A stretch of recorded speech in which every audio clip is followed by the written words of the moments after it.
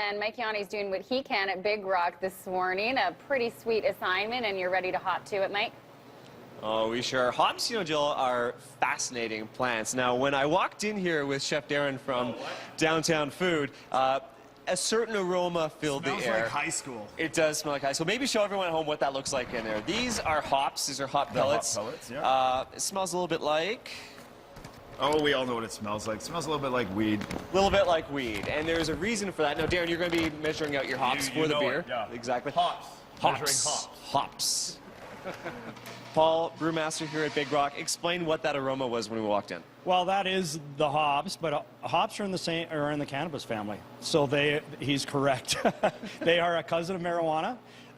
We're after the oils and the resins, same thing. The only difference, well, not the only difference, but the big difference is there is no THC in hops. Okay. And I did notice as soon as I put the hops in my hand and I put them back down, my hand was a bit sticky. Yeah, that's from the resins and the oils. We need those resins to give us the bitterness that you would get out of the beer. The oils are more about the aroma. They're added a little bit later. The aromatic hops, we call them. Now, there are many different types of hops. This room is filled. This is kind of like a cold room here. It's filled with hops. How many do you have in here?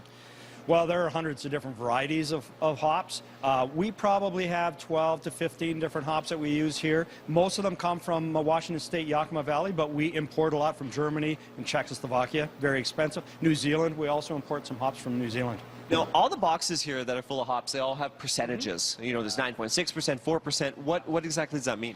Alpha acids. So the alpha acids are really what we do to measure how much bitterness you're going to get out of that hop. A higher alpha acid hop is kind of the workhorse that's going to give the beer its bitter characteristics, where a lower alpha acid hop, you don't get as much bitterness out of it, but you can add more hops to get some flavor without getting that bitterness and aroma. So hops really are, they're key to the beer making process. Very key. One of the 4 key ingredients that you need in beer, and you can't make beer without hops. There you go. Darren's busy. I'm looking for other hops and trying to add them to my brew, but I better not, or I'm going to get my butt kicked. You're going to mess up the recipe. All right.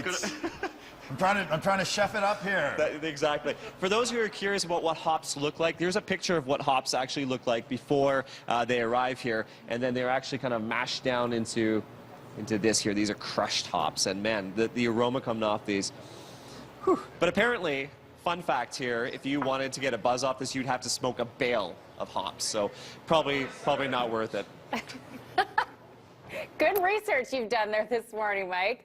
Thanks very much. Smells like high school. What does that mean?